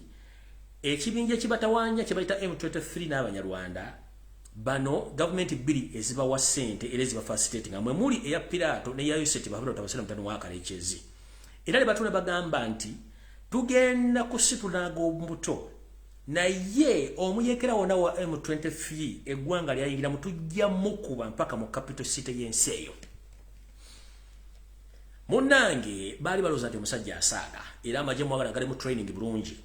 munnange emberege zitandika okubaluka okakkananga Pirato ne mukulu munne Yoseti Bahulota abasere mutano bafiiriddwa bajase 225 tebasobola balaga mirambo wegiri era tebasobola baga nti gundi yafudde olw'ensonga nti bakikumye ekyama era kye kyatuziza meeting eno kipayo mu makago wa president Entebbe bateese ku butya bagenda okuddamu okulumba eggwanga erya Congo era mu nteekateeka eno mwabaddemu bajjenero ba Pirato bwepo n'aba Yoseti Bahulota abasere mutano wa Kalekizi nga basala entotto engeri bagenda okuddamu okulumba eggwanga lyo kubanga balyetaaga mu bunnambiro bonna olw'ensonga bakimanyi nti bo balowooza nga bo mu bwongo bwabwe nti basobola okumaamira amavanjuba n'amasekkati ga Africa kye tuyita East and Central Africa era nga bwe nabagamba gye muvudde katono nti Yoseri omu ku bantu abakumye entalo mu ggwanga erya Ethiopia mu ggwanga erya Sudaani mu ggwanga erya Congo erya Burundi n'erya Rwanda ne mu Uganda mwali mulowooza nti nze nsiika mpande nali sisiika mpande zange amawulire gembawo gaba matuufu byagenze okuva mu kunoonyeza okubitongole by'amaanyi mu nsi yonna gabalaga nti Yoseri kennyini y'omu kubavujjira era n'abatendeka abayeekera b'eggwanga erya Ethiopia abawangalya mu mambuka g'eggwanga erya Ethiopia be tuyita bategulye Ethiopia eyo report sinze nagikoze nze nawa mawulire ne bategeeza bulungi nnyo abasajja kye bakola era ng'ebyokulwanyisa biyingira Uganda ne biyingira South Sudan ne biyingira mpaka mu Eritrea ne biyingira ne bigwa mu Ethiopia abasajja ne bakola obutabanguko mu kino mwe muva ensimbi za Uganda zennyini eziva mu treasury okuba zikozesebwa okulwana entalo mu Sudaani mu Ethiopia mu Congo mu Burundi ne Rwanda ne mu Uganda mwennyini okuba nti entalo zino zikozesebwa omukulu ono era yali amabega n'omusajja gwe bayita Luto era bwe twogera essaawa zino mu ggwanga erya Kenya bali mu kikwekweto ova omwange mubakwatira Abanyarwanda basukka mu 2,000 era nga batikkibwamu bali makomera mu kino ekikwekweto kyabadde wiiki ewedde mu ggwanga erya Kenya mu kibuga Mombasa bakutte Abanyarwanda bawera 8 bano nga balina ebijambya obusaale obubazzi nga babadde beetekesetese okukola obulumbaganyi ne mu kitundu ekirala kyenategeezezzaako ebyo gye bakwata Abanyarwanda nga batandise okukola ebikola bibimu kale Kalekizi byakola mu bitundu bya Wakiso n'Entebbe ebyokukwatanga abaana ab'obuwala ne bafumita ebiti mu mbugo ne babatemako emitwe era byadde byolwekeddeko mu bibuga embi bya Kenya kwe kuleeta insecurity mu ggwanga lya Kenya kino yakikola ng'asinziira mu kitundu ekya Karamoja mwe yagenda okubanga official asindika abayeekera bayingira eggwanga lya Kenya nga beyambisa embeera eno olw'okulondoola ensonga nti akimanyi nti muyaya munne Luto ayinza obutalya akalulu kano nga muzeeyi Zedde oba muzeeyi Kazi omukulu agenda okuvuganya ne Luto agenda mukuba akalulu kya bugazi onasalo nga bakosa violence asobola okubanga ayingizaayo abantu bagenda okyankalanya akalulu ako nabagamba amaaso gonna mugateeke ku ggwanga lya Kenya kubanga ono mu nteekateeka ye ayagala eggwanga erya Burundi eggwanga erya Congo eggwanga erya Rwanda Uganda Ethiopia Kenya wepo gonna gabenga endowooza yaabwe yemu gye tuyita Twist Dynasty era kyovula ebintu byonna ebikola emirimu egyo sente ziva mu Uganda za muwa musolo kate baziraba mu meeting eyo zezimu balina okutya bwekuti bagamba nti twagala okuddamu okulumba eggwanga erya Congo naye waliwo kye tuyita obstacles oba emiziziko gino egisooka tebalina buuma ze tuyita ensimbi ez'okubanga bagenda facilitate ng'olutalo kye kisooka. Ekyokubiri bamanyi nti bwe baddamu ne balumba ekiva mu yebiraka bandi kyejjusa kyandibayisa mbuyisa mpaka buli omu gy'anaakwatamu obwe ate amawanga agombi ne bagaleka nga gali mu ntata. Kino bakikubaganyizaako ebirowoozo abavudde nga tekiwedde bagamba tuddemu tufune olunaku tunaatuula twetegereze ensonga zino ebbiri ensonga ey'ensimbi ey'okuddamu okulumba Congo na biki ebinaava mu kulumba Congo kubanga bo abajasi ba ECOWAS n'abajasi ba Congo bagamba nti bwe tuddamu okulumba omuntu yenna omuyeekera wa M23 omunyana nena jaddukira tugenda bakuba mpaka mu capital city n'ettimu eri ne gavumenti eriko naye tukubajja kumanya nti bano bafacilitatinga. Kino no kyorekeddwa bulungi nnyo kwe kutyako abakubalina abavubuka bana babiri oba namukadde ne munne Piraato kwe kufa kwe kukola ki kwe kutyako abakwalina okungi era meeting eyabaddeyo era yensonga lwaki omusajja ono ali mu kutya nga naye yennyini ebisiikirize bwe yabita olw'ensonga nti afunye ebizibu bingi nnyo ebitali byakwogera mu public byatasejja okubabala olw'ensonga nti ensimbi tazirina. Nga otwogerera ssaawa zino ali mu kutiisatiisa abasomesa n'abakozi ba gavumenti okuddayo okukola naye nga gye bagenda okukola tebalina dde omusimbi. Poliisi kyekimu n'ebintu ebirala biri kyekimu. Tugenze maaso. Eno message eddako njagala gyeyogera mu Luzungu nyitegeezemu n'Abannayuganda abali mu diaspora mutambuze obubaka buno mbutegeeza abantu. Mu meeting y'emu eyabaddemu bajjeno ba Piraato wepole bajjeno ba Yoseti Babulota Musalo Mutano wa Kalekezi bateesezza nti bakimanyi nti abantu ab'eggwanga lya Rwanda abayita Abahutu bano bakyali mu nteekateeka eddamu okweddiza eggwanga lyabwe. Era ne musajja mukulu Piraato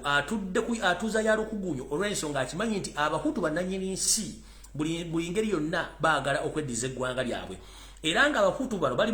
mu contact bali mu njogezaganya n'eggwanga erya Congo po n'ebibiina ebinene mu nsi yonna okuba nga bayambako okuddamu okwetwala obuyinza bwabwe. Kati abakulu bano mu meeting bateeseza bati. In the meeting which was held yesterday in the State House in Nakasero, in the security meeting which was held both Rwandese generals and Ugandan generals, both Yoseti Babulota Basura Museveni, they agreed that they must find a way of eliminating one by top officials of Hutu origin people from Rwanda, of those who master plan again to attack Rwanda and Burundi to take over power. So now, if you know any Hutu person or Hutu people who's residing in Europe, please inform him to be very careful because these two people, they are planning a silent elimination of those Hutu people, more especially public figures who are involved in planning of taking power again in those two countries, that is Rwanda and Burundi. So if you know anyone who is very influential in diaspora but is of Hutu origin in Rwanda or in Burundi, please inform him to be very careful with his or her life because the mission was agreed to eliminate them silently whenever they are in Europe. So nenteekateeka eno baagala kutandika kujjawo abanene Abahutu abali mu nsi naddala ez'omu Europe nga bajjawo mu kwomu olw'ensonga bakitegeddeko nti abantu bano bali mu contact n'ensi endala okulaba nga baddamu okuttikiza buto okweddiza ensi yaabwe gye babanyagako abantu ab'olubato. Awo no sigenda kulwawo ngenze mu maaso. Kansubire nti Maama Assassin mu galagi woli bakutwalidde vidiyo eno. Maama Assassin oli otya? Kansubire nti oli bulungi. Maama Assassin oli bulungi munnange nemanye tuli bulungi. Nze kantegeeze ensi. Minister of Education Mukyala Janet Kataha Museveni, the senior to drop out, ku Lwokutaano ssaawa zaabadde nnya ez'ekiro munnange yafuna enjega. Enjega yamugwira nabagamba nti abantu mali bakwasa mu bizibu ya bebe ziba 30 seconds oyinza okudduka. Munnange Janet yabadde ali maka ga State House Entebbe akajjadde. Ate munnange omwezi bwe gwagize bwe guti teyewunzise n'agwa ennume y'ekigo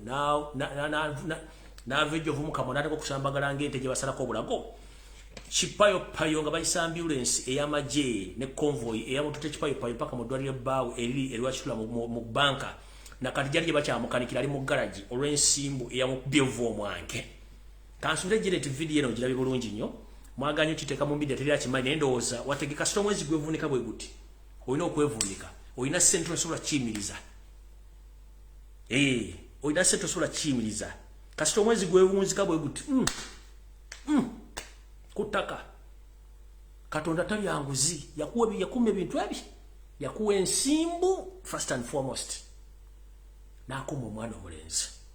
mukazi gwe wandibadde otufukira ku mitwe naye Katonda gwe tusinza musajja oba mukazi wonna wa tukwebaza kubanga alina obutetebe bw'ensimbi teri asobola muwonya nsimbu nga ne ku Lwokutaano yamuzaddemu abaana naye temusobola kifuna wantu wonna mubuuze mwena balina bakozi mu State House wabuule probably mubira n'emikwano gyammwe mubabuuze oba okuva ku Lwokutaano bamutwala nga biwola ttaka akyaliyo ali mu garaji yabbaawe mu garaji yabbaawe eriwe lwakitula mu underground bamulimu mukanika bakyamuzangu kyova ne kubyatese ebyabasauti ebyabatiketi yabaddemu nga Windows ziyiise Katonda muzibu nnyo nange mmutya era mwabagamba Katonda mumanyize mbatya kuba ne papa tamanyi Katonda teri amanyi Katonda tebakulima nti waliwo amanyi Katonda ate abasinga omumanya Katonda baatwala katinza tamanyi n'okusigala nga Katonda mulabula bwenti kubanga yatonda ensi tekuli ggulu omusana gwaka enkuba etonya amataba gajja buli omu n'alya ne yeebaka n'osoomukka n'otegeera nti Katonda gyali waddala ogende mu ICU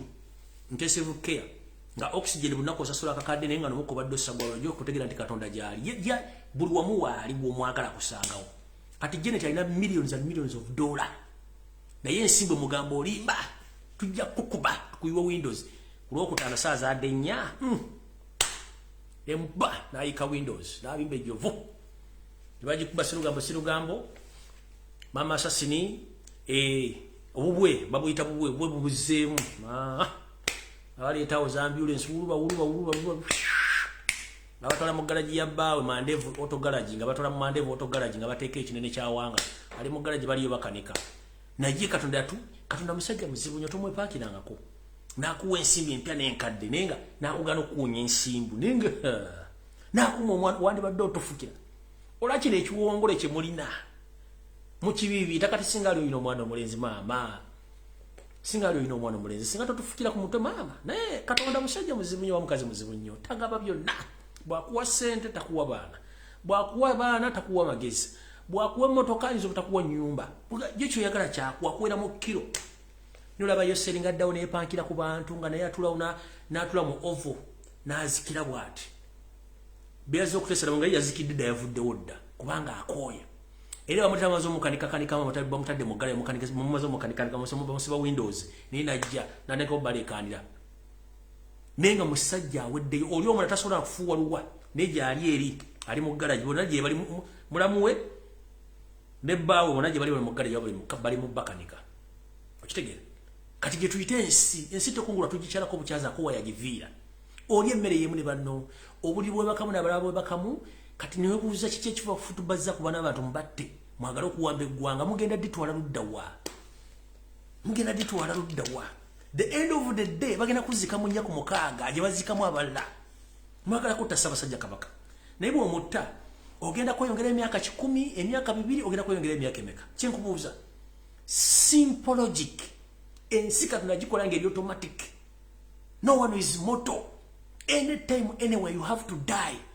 but you are keeping on torturing people killing people without knowing that anytime you are going to die. You are sleeping in mansion, you have billions of money, but at the end of the day, you have to die like any other. So, no one is immortal.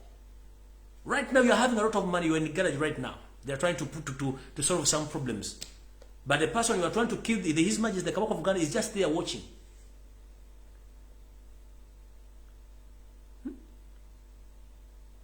Ebintu bizibu. Muri mugalaji bakuwanisa amagulu gali batereza Windows sobola kujja ensimbu kasita Katonda kwasa ensimbu yali amanye nti waliwo jakoze waliwo kiziba kiyita Janet kanchiteke kizibu ABC kibere wao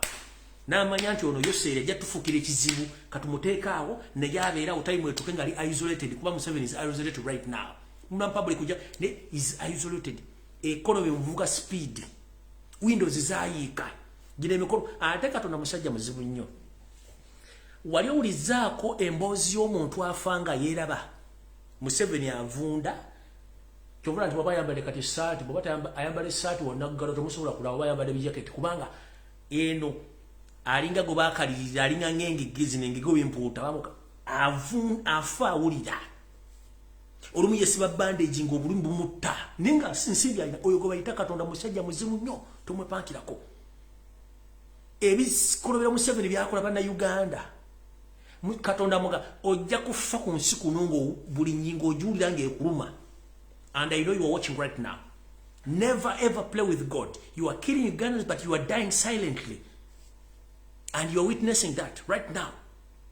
You are witnessing that. You are dying in pain, slowly by slowly. The same applies to your wife. You have a lot of problems, but you are keeping on killing people. Ekituyita Katonda. Right now, tula mu ovoyo walina otula muzimu ne guyita ogwasikizitoranga ne gugenda. Ne wekanga. Obuli akasiye gwanga nayitawo ne wekanga. Obuli akasiye gwanga gundi ngazijja kobolaya. Ngagamba. President akelonyo no gamo onani. Lunasijja kobolanya. Oyo nayitawo. Obuli omayombo najja. Obuli awo ne kayima najja. Nagachiwe mbwendo gamba chimuseveni. Nenga wamutta. Oyo ni nainda nayitawo. Kizitolana gamba mukama akwekisa akweno obuwangazi ofengo olaba kubanga nange wanzita nakulagako ekkololo nembi kulabendewera ngontadeko ekintu okulaga nti wanzita niyo ganya okutegeera ekisa kya mukama kibeere naawe nze mpese ne wesikano ka kizitolwangazi ebyo nate bikulaga nti olina okuva ku kintu kino muli ku bantu mutta okitegeera bonna abantu bose bonna bakulabikira naye era okyegumya okyebuzabuza ngaafukaana aba naye ng'ate okimanyi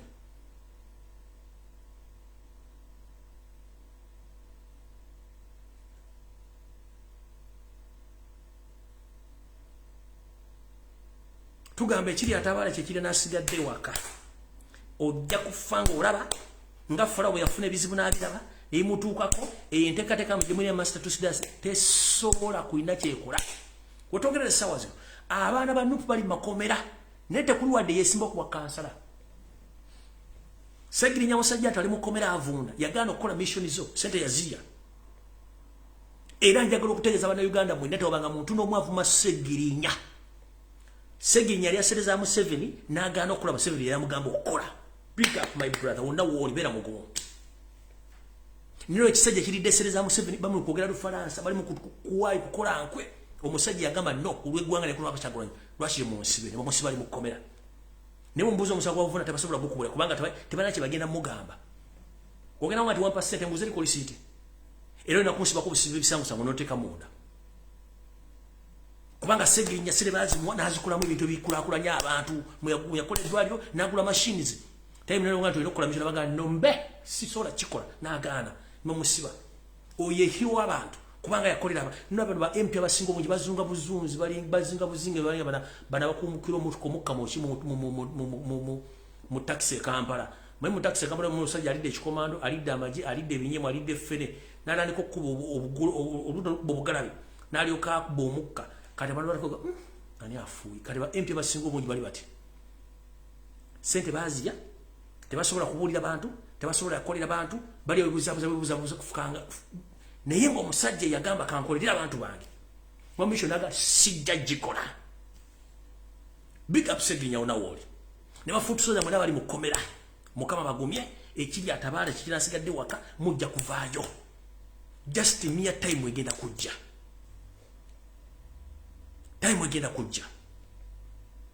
buli yalidde mu nsi yo ojja gabana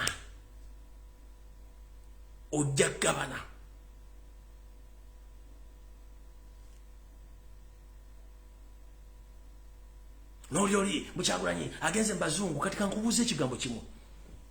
abali ku TV ze Uganda balina ekintu kimu boyogera ekigambo Museveni agenda kulaba kuwesi ninga kyayogerako musajja mwavu ekimulese ku TV wali kuogera Museveni amulaba mu sente kyayagala ninga byayogera bina bifu gwenjagala mbule muna byabufuzi eri asigaddeko abakulembeze ne baba abakulembeze bali nga lyabasinkanyeko kubanga afuna experience ne advice na bukibagenda ku approaching ebintu bino soon or later kuba yamanye enkwezengeza ndakenda kusobola ayina kukola bintu bye kati seculating atambula n'abantu abalala bali ku international level ekyo nayo kyajega mwati yasinkanya bavaako gwomanyi kibayita vice president mu nseza akulakulano kimanyi oba kibayita former president so kimanyi that is an opportunity ono muga mwate Kyagulanyi mwate bamusanza kwa kati kankubuli Kyagulanyi ngojeko kubeera nti mukulembeze Kyagulanyi alina private life ye nti wadembo okunywa soda wadembo okunywa kabia wadembo okuuga wadembo ogenda mu disco wadembo okuzina mu disco nazina mazina ge wadembe ekyo tuyita privacy ya Museveni ogimanyi privacy ya Museveni kandi kubulira privacy ya Museveni gyasinga okwagala kusamira namba 1 namba 2 kujja biwojjolo there is no anybody on planet Earth omukulembeza kyasizo kujja biwojjolo nga Museveni nabagamba as you speak right now aina abana basuka mu 10 nenga abazadde mu kataho na mu gwensi buno abazadde bakazi banjawulo different women ziri privacy ya bintu ebi kusamira na kujja biwojjolo mbona mukulembeze atawuga oyagala akole kikubanga ekyo kimukuliddemu asobolo Museveni mulabona konga awuga kubanga takimanyi yali ayola busa n'okwambala engatto bamuyigiriza njigirize basemwogerere okwambala kawunda sono mugati tali bagiseba bamuyigiriza njigirize okuwandika amabaluwa international relationship bana basajja bagana abasajja balaba bibali bamuyigiriza ebintu bino n'okwata no table manners bazi muyigiriza if you want to know that ask your grandparents they will teach you gondo buze kawanga semwogerere mbengo wali ajja ko ulibaga ajja kuwulya who taught Museveni each and everything it was Paul Kawanga Semwogerere and his friends he didn't know nothing yaita kyamanyi bamuyigiriza kati ove ku Kyagulanyi atambudde ku international level abadde buli kimu akimanyi Museveni ngatane Museveni nkubuza kuno kwoli walina ettaka mu Uganda walina wadde kijiko ky'ettaka wato kirina Kyagulanyi at 25 yali ayina ettaka ayina buli kimu ekimutakisa okubeera mu bulamu bw'ensi ayina abaana ayina omukazi ali well established avuma Kyagulanyi tane basima toy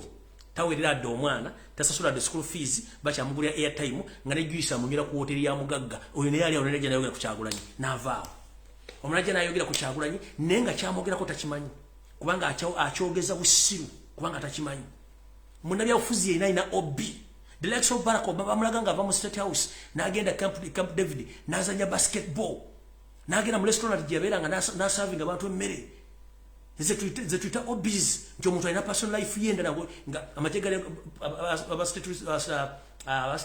state bureau mukuuma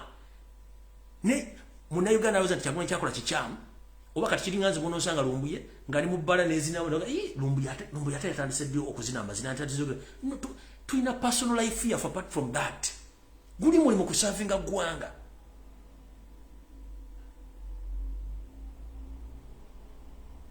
guli mulimu kusavinga mwali bayola busa tebalina kibamanyi nosa musajja mutamanyi kosa iPhone nenga musajja mukulu minister tamanyi bateka laptop minister nga nebaluwa egendo okuwandika ebbaluwa gozacho batera ba secretary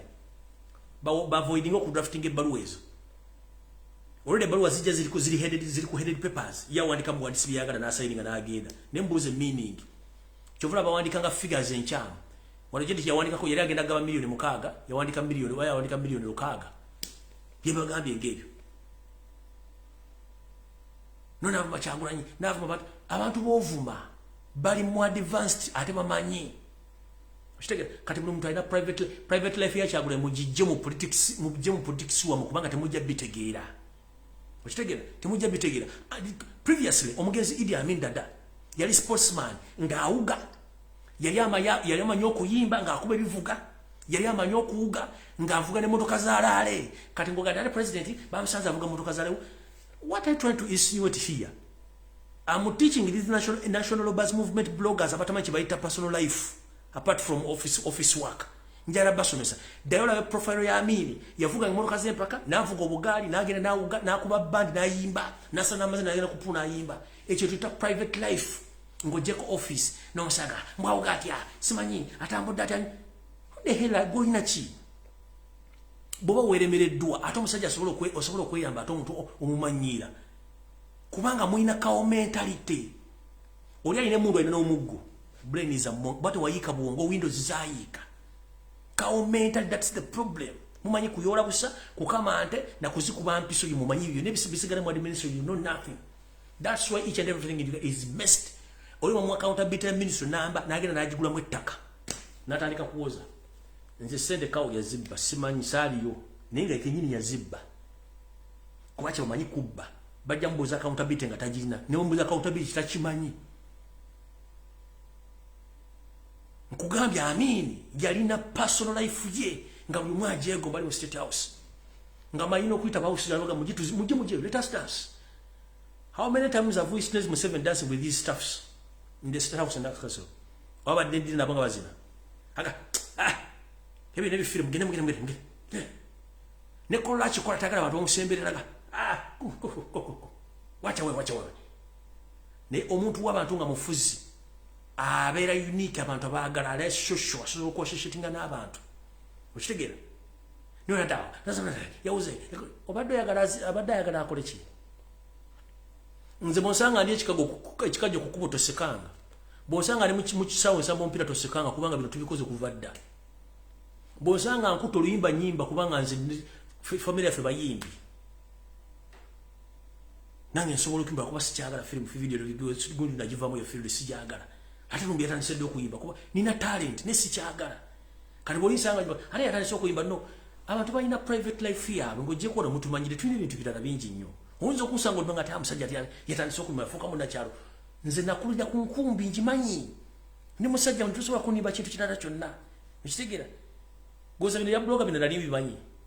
lwa busungu na nyiike ndi ku mutima kyenjagala kintu nsi yange otherwise ndi kintu kirala nnyo. That's when some people are meeting baga is it the same person we meet who's ever in life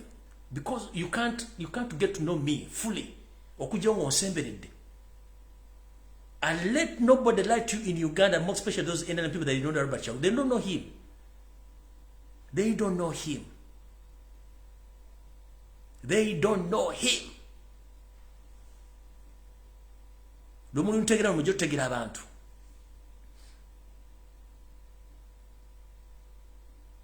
Okitegera? Abantu balina talent, balina private life. Ndoli najja n'engalabiye kubanga wa NRM ne disguise kale mukulu mama ye ngaoga simebadde obadde yagalabere wanyoko information obadde yagalabere wanyoko pulu yajjajjawo empale mwe yawugidde ye ombiri gwe yawugidde mu gugwo noli simanyi nopu yafunye sente ziri mu constitutional nezifuna simanyi nopu yafuna seza iPod yawandika ludda wa member iPod taliimu a simple as that ne munda we mwogera ka propaganda kubate lya sola battery we shall challenge you and let people talk, let people express themselves because it's your constitutional right.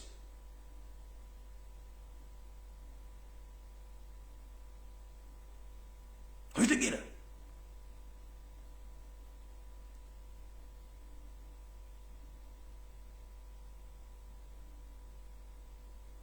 Nada, tomumanyi bukwera tujja mutegeera. Aba mwali muzize kubega ne kubalema ne mulemwa. Kitegera. Bannaye ndoza sijja bamadabudde bungi sawa ziri 7:18. Njagadde okunyumya mona mu lwaliro. Nenjala bagamba nti embozi zonna ziri mu social media banabya ofuzi ba NRM temuziwa makulu. Kyemulina okumanya tuli mu economic crisis nti emiwendo gigenda sigala nga girinya kigenda ku kawansi mulina kwebereramu era kyenva mbaga nti buli muntu yenna gy'oli fu okulaba nga wetuusaako ekyo ekikulira amagala eddiba ensonga ezitasobola ezitali makulu temuziwa makulu ekintu ekitasobola kukuyamba mu bulamu bwa bulijjo tokiteeka mu ssente nkiddamu ekintu ekitasobola kuyamba bulamu bw'obusaazi tukiteeka mu ssente mukendeeze ku spendinga ate mumanye nti waliwo life after Museveni. There is life after Museveni because Museveni very soon is going. He doesn't know what is coming. That's why he fears to move around these days. So please take care of yourselves. Stay calm. Although we are facing economic crisis. And this message goes to all UPDF serving officers across the country. My brothers and sisters, this message goes to you. I know you are in such a situation whereby you've taken almost 6 months without getting your salaries. But as we speak right now, I've been telling Ugandans that Museveni is trying to recruit his fellows in serving in UPDF, and people they have been doubting my information. But today on the parliament floor, one of the member party said that there was a lot of indiscrimination when they were recruiting UPDF officers. But that lady feared to say it loud and clear that the people who were recruited were all Randi origins. I'm here to inform the public. All the biggest number of the people who were recruited across the country, all the biggest 7%, they were random origin. All Ugandans who had qualities, all people were supposed to qualify to participate in the training, to become serving officers in the Ugandan army. All were disqualified and others were chased.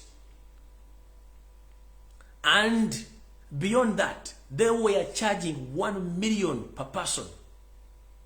1 million per person. So there was discrimination and there was corruption. Those who managed to pass through the recruitment, they paid 1 million Ugandan shillings. So I'm calling upon all UPDF officers who are still in UPDF. Right now as we speak, you've taken 6 months without getting salaries. You need to take care of your families. You need to build your own houses. You need to take care of your families, like kids and your concubines. You need to be a person who loves his country by all means. But these days, the UPDF officers, they are moving around the country, stealing from the people whom they are supposed to protect. But let me give you a clear picture. As we speak right now, the RPF in Rwanda, each serving officer is having a two-room which is self-contained. They are having 3 pairs of uniform. They get their salaries in time, they get loans, and they get leave. But what happened to you? As we speak right now, some police officers, they're lacking what to eat. They don't know where to stay. But they are serving a government whereby officials, they steal from the country and they take money from Uganda to European countries. What happened to our country? Let me show you these pictures. Kubanza mai muzimanyi. Mulabe bere je musulamu n'embere eri Rwanda kuba babalagala gadda. Njala bibalagano bibajukiza. Mutegere nti mwino okuzuuka okugata ku bana Uganda ng'obudde bukyali. Mbalagala ebifaananyi. N'ebiranda mubimanyi bulungi biri Rwanda. Nyinza kubanga mbiri na mwana kweli. Njabira ku video eddako naye mujja kitegera nti obwimbo musulamu bubi nnyo naye nga ate mwana wattu abasajja sibinaamu wano ndowooza sibinaamu njabibaleetera olulala naye njagala obbasaba ekintu kimu mwegatte ku bannayuganda tusobole okununula eggwanga lyaffe mwegatte ku bannayuganda musobole okununula eggwanga lyammwe naye nga nkibategeezezza nti ebintu ebisinga obungi byonna mu Uganda bifu era bannayuganda balinze mmwe bwe mutasituka kiba kitegeeza mweriddemu olukwe n'ensi mugiriddemu olukwe kulwa Katonda n'ensi yange Mukama bankumirata mpeera musigale nga mweyagala musigale nga mukunga musabe Ssaabasajja Kabaka atwalibwe ajjanjabibwe kino kye basaba njagala kubasaba n'obuvunaanyizibwa buli muntu yenna ali ku social media n'okutandika essaazi n'embasaba mbasabira obuwombeefu mukwate ekifaananyi kya Ssaabasajja Kabaka mu mbeera gye yali mukiteeke ku profile pictures zammwe mwenna nange kenyini oluvaano ngenda kiteekako nkisaba buli munnayuganda yenna kwata profile picture yo gikyuse oteeka ekifaananyi kya Ssaabasajja Kabaka mu mbeera mwali ye system esooka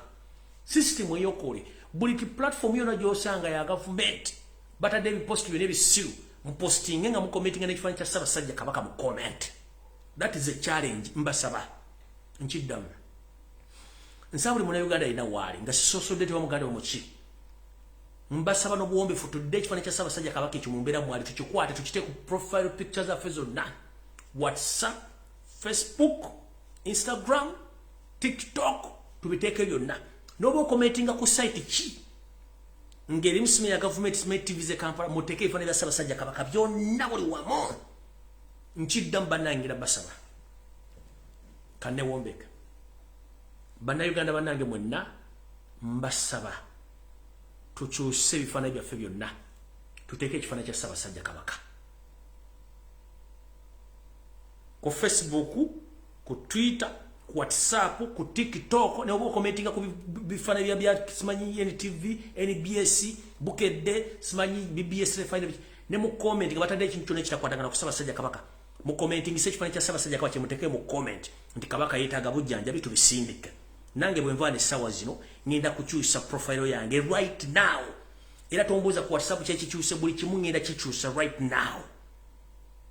Mbasaba n'obuwombeefu to counter attack abana abayaye tubateeke mu situation nti buli nsi etegene Ssaabasajja Kabaka baagala mutta agende for further medication. Mbasaba n'obuwombeefu kano mukasalemu buli muntu yenna muna Uganda, Abaganda, Abanyoro, Abatoolo mukwate ekifaananyi kya Ssaabasajja Kabaka mukite ku profile zammwe mu komenti mukiteekeyo tumale okusindikiza ekintu kino mpaka Ssaabasajja Kabaka ageze okufuna obujjanjabi afulumye Uganda. Mbasaba challenge tugikole ng'akyalina obulamu lwaki tumulagira avu anaamanya nti abantu banjagadira badde banjagala. Nawe yina yabadde mu misinde egy'ekimpatiira nkusaba okwata smartphone yo oteeka ekifaananyi kya Ssaabasajja Kabaka. Mwazze mu lubiri ne muyise eddoboozi ne teryatuuse mayiga yefudde nampulira zibi. Mukwate amasimu gammwe mukwate buli kimu mukiteekemu ekifaananyi kya Ssaabasajja Kabaka kyembasaba n'obuwombeefu. Okukisokerako ne biva ku live wano kyengenda okuteeka ku platform zange zonna ngenda kujjako ebifaananyi byange nteeko ekifaananyi kya Ssaabasajja Kabaka mu mbeera mwali. Mbasaba era nga nfundikira buli Muganda yenna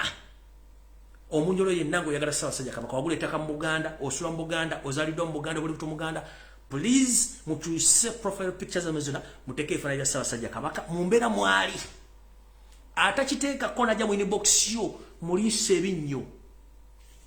nkiddamu katula omuntu yenna ajja muliise ekifaananyi muliise ebinnyo omugala sinikira muli ebinnyo period kimala tukoya ku amanyiro. Tunamulaga ddi omukwano nga tugamba nti omuntu omulagaga omukwano nga akyaliwo. Njagala tukikole tuleme kwebuzaabuza nga bafukaana aba nti Ssaabasajja Kabaka wendige waaligwa tuwagala tumulage nga akyali mulamu nti we tugudde naye waagwa. Ekyo nkibasabye. Nfundikidde akatambi kano nga mbeebaza nze oluva ku live eno ngenda bikyusizaawo. Kulwa Katonda n'ensi yange Mukama wa 10 ampeera kyembasabye okikole era nze kati ngenda kikole. Bwemala okuteeka video eno ku Facebook ku YouTube nga nkikolerawo. Mukama wa 10 ampeera mwena.